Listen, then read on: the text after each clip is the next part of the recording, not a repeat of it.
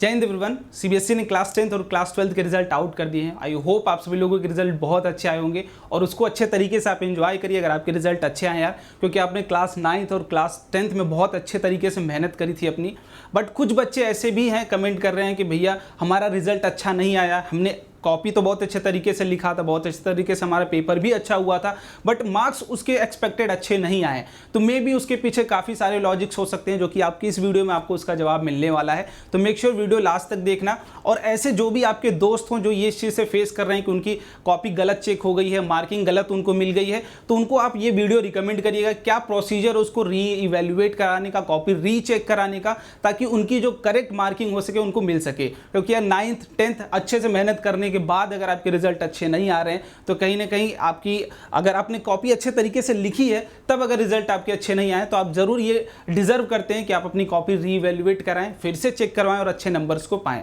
तो ध्यान से समझिएगा प्रॉपर स्टेप, क्योंकि काफ़ी ज़रूरी है समझना स्टेप बाय स्टेप, क्योंकि हर एक चीज़ स्टेप में आपको प्रॉपर प्रोवाइड की गई है। ऐसा नहीं कि आप डायरेक्ट कॉपी चेक करवा सकते हो, उसके पहले भी कुछ प्रोसीजर है जो आपको फॉलो करने पड़ेंगे। देखो स्टार्टिंग में भी कुछ चीज़ें मैं मेंशन कर दूं कि आप कॉपी कब चेक करवाइए और क्यों चेक करवाइए। देखिए अगर आपको ये लगता है आपने कॉपी बहुत अच्छी लिखी थी, आपके पेपर बहुत अच्छे गए थे, सारे आंसर्स आपने बहुत अच्छे तरीके से किया था, बट आपको मार्किंग उसके बेसिस पर अच्छे नहीं मिले हैं एज एक्सपेक्टेड, अगर आपने कॉपी अच्छे से लिखी होगी, ऑनेस्टली लिखा होगा, तो आपको कॉपी लिखने के बाद ये जरूर आइडिया लग जाता है यार कि मेरे कितने मार्क्स एक्सपेक्ट कर रहा हूँ। जैसे क्वेश्चन आप मैच करिए, जैसे एग्जाम्पल लेते हैं किसी भी एक सब्जेक्ट का, जैसे आप फिजिक्स साइंस का एग्जाम्पल ले लीजिए। साइंस में आपने कॉपी लिखी थी, सारे क्वेश्चन अच्छे सॉल्व किए थे, आप घर पे आके इवेल्युएट तो जरूर करते हो खुद से कि आपने कौन से क्वेश्चंस किए थे, कौन से क्वेश्चंस नहीं किए थे।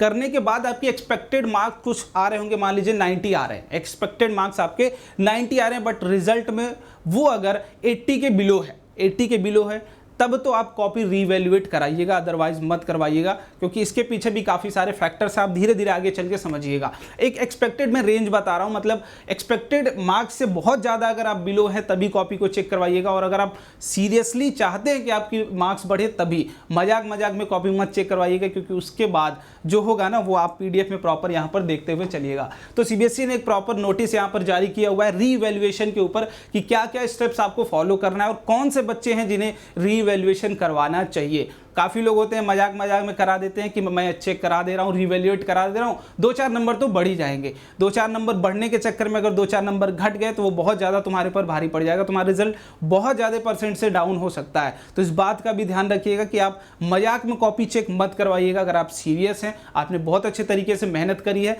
तभी आप कॉपी को चेक करवाइएगा, अदरवाइज कॉपी रिवैल्यूएट कराने के पीछे मत जाइएगा, क्योंकि टाइम टेकिंग है, मनी चार्जिंग है, तो काफ़ी चीज़ें हैं जो इसके पीछे इंक्लूडेड है। तो कुछ चीज़ें स्टार्टिंग से देखते हुए चलते हैं, कुछ चीज़ें ये टीचर्स के काम की, हमारे काम की नहीं है। हाँ, अब 3 प्रोसेस यहाँ पर बेसिकली आते हैं जो आपकी रीवैल्यूएशन में काम आएगा। सबसे पहला क्या, वेरिफिकेशन ऑफ मार्क्स। तो सिंपल सी मार्क्स की वेरिफिकेशन पहला प्रोसेस है, आगे देखते हुए चलेंगे। Second stage is obtaining scanned या फिर photo copy of the evaluated answer की। जो आपकी आंसर की, आपने आंसर बुकलेट दिया था, आपकी आंसर बुकलेट है, उसकी फोटो कॉपी गेट करने का दूसरा वाला प्रोसेस है।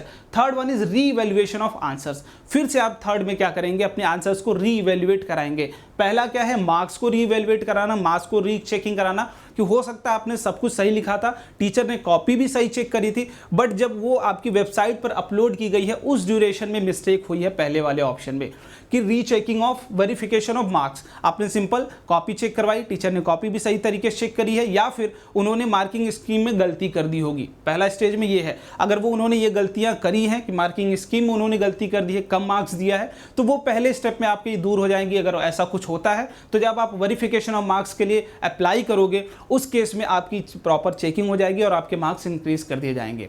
ठीक है, हो सकता है कुछ बच्चे पहले स्टेज के बाद भी ना खुश हो, आपके मार्क्स नहीं इंक्रीज हुए, घटा दिए गए, जो भी हो, आप खुश नहीं हो, तो सेकंड स्टेज पर आपको आना पड़ेगा। आप अपनी कॉपी की फोटो कॉपी मंगवा लेंगे, वेबसाइट पे आपको ऑनलाइन मिल जाएगी, और कंप्लीट प्रोसीजर जो भी आपको यहाँ पर देखने को मिलेगा, प्रॉपर सारा का सारा क्या होने वाला है दोस्त, ऑनलाइन होने वाला है। तो आपको कहीं किसी स्कूल में जाने की जरूरत नहीं है, किसी भैया दीदी से कॉन्टैक्ट करने की जरूरत नहीं है। आप खुद घर पर बैठ के अपने पेरेंट्स को साथ में रखिएगा, क्योंकि वो आपको प्रॉपर गाइड कर पाएंगे। ठीक है, जो भी थोड़े बहुत टेक्निकल हो उनको आप अपने साथ रख लीजिएगा प्रॉपर। उसके बाद आप सेकंड स्टेज में फोटोकॉपी आपके पास आ जाएगी, आप खुद खुद चेक करेंगे कौन कौन से कितने मार्क्स आपको किस क्वेश्चन पर मिले हैं, किसी पर कम मिले हैं या फिर किसी चीज़ को गलत चेक कर दिया गया है। आफ्टर दैट अगर आपको लगता है ऐसा कुछ आपके साथ हुआ है, ऐसी गलतियाँ टीचर्स द्वारा की गई हैं आपकी कॉपी चेक करने में, देन आप रीवैल्यूएशन ऑफ आंसर्स के लिए अप्लाई कर पाएंगे। तो प्रॉपर 3 स्टेज में आपको भरना है। अब कैसे कैसे करना है उसकी बात आगे हम लोग करते हैं। तो सबसे पहला पॉइंट जो दिया गया है, request for all the process will be accepted only online. सबसे सिंपल बात, ओनली ऑनलाइन, कोई और तरीका नहीं, कोई डिमांड ड्राफ्ट नहीं, कोई आपको कुछ कोरियर नहीं करना है भर के, कोई पैसा अलग से नहीं भेजना, सिर्फ जो भी प्रोसेस होगा सब कुछ कैसा होने वाला है, ऑनलाइन होने वाला है। तो आपके लिए ये प्रॉब्लम खत्म हो गई, कहीं जाके कुछ करवाना है, घर पर बैठ के आप हर एक चीज़ करवा सकते हैं। तो कहीं जाके कुछ कराने की आपको ज़रूरत नहीं है, प्रॉपर हर चीज़ क्या होगी, ऑनलाइन होगी। No application form after the schedule date and time and in offline mode will be accepted. Date and time आपको प्रॉपर दिया जाएगा हर एक स्टेप के लिए, उसके बाद कोई भी चीज़ नहीं एक्सेप्ट की जाएगी। और दूसरा, ऑफलाइन मोड से कोई भी वार्तालाप आपसे सीबीएसई से नहीं की जानी चाहिए और ना की जाएगी। Third one is that is same procedure कि ना तो आप पोस्टल से कुछ भेजेंगे, चेक नहीं, कैश नहीं, कुछ भी आपको ऐसा कुछ नहीं भेजना है। अगर कोई ऐसी गाइडेंस आपको दे रहा है कि कैश सीबीएसई के रीजनल वेबसाइट पे या फिर ऑफिस पे भेज दीजिए, तो ये गलती आप मत करिएगा, क्योंकि प्रॉपर वो वेस्ट हो जाएगा आपके मनी का। Incomplete offline without fee application will be summarily rejected without any correspondence with candidate. अगर आपने कोई भी इनकम्प्लीट प्रोसीजर किया हुआ है, फी नहीं सबमिट किया है, तो बिना आपको बताए या फिर बिना आपकी कोई जिम्मेदारी सीबीएसई की, उसमें कोई भी जिम्मेदारी नहीं होगी, डायरेक्टली वो कैंसिल कर सकते हैं इस चीज को। ठीक है। और सबसे जरूरी चीज, only a single application for each step पर candidate will be accepted in online process. जब आप ऑनलाइन प्रोसेस भरेंगे तो हर चीज के लिए सिर्फ सिंगल एप्लीकेशन, ऐसा नहीं कि आपको साइंस का भी भरना है क्या और आगे चल के मैथ का भी भरना है, एसएसटी का भी भरना है। ये सारे सब्जेक्ट जो भरने, आप एक ही बार में सारे सब्जेक्ट्स के लिए रिवैल्यूएशन, रीचेकिंग जो भी आपको कराना है, सब कुछ एक एप्लीकेशन में ही आपको भरना है।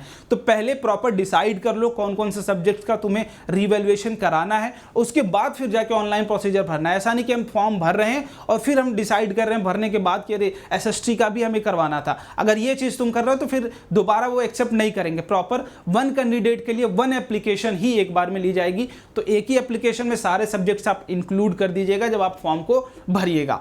ठीक है। इसके बाद फिफ्थ वाले की बात की जाए, board will not responsible for any consequences due to revision of marks और delay in the process for the reason beyond control. तो बोर्ड कोई भी जिम्मेदारी नहीं ले रहा है, वो आपके ऊपर छोड़ रहा है कि आप रिवैल्यूएशन कराएं, अपनी जिम्मेदारी पर कराइए, अपने रिस्क पर कराइए। इसीलिए आपसे मैं बोला हूं स्टार्टिंग में ही कि अगर आप मजाक में चेक करवाने वाले हैं तो मत करवाइएगा, क्योंकि अगर कहीं पर भी प्रोसेस अटक जाएगा तो उसकी जिम्मेदारी बोर्ड नहीं लेगा, और अगर मार्क्स कम भी हो जाएंगे तो उसकी जिम्मेदारी बोर्ड नहीं लेने वाला है। तो अपने रिस्क पर, अपने कंट्रोल पर, अपने जो भी आप करा रहे हैं अपने प्रॉपर रिस्क पर आप चीजें करवाइएगा। Decrease even by 1 marks shall be affected. बिल्कुल 1 मार्क्स भी अगर डिक्रीज हो जाएगा तो बहुत ज्यादा अफेक्ट कर जाएगा वो। In case where there is a change in marks, both increase or decrease, such candidates shall have to surrender the mark sheet cum certificate which is in their possession. Thereafter they shall be issued a new mark sheet. जो भी अगर आपकी increase या decrease होती है तो आपको marksheet जमा करनी पड़ेगी, उसके बाद आपको न्यू मार्कशीट प्रॉपर मिल जाएगी। ठीक है।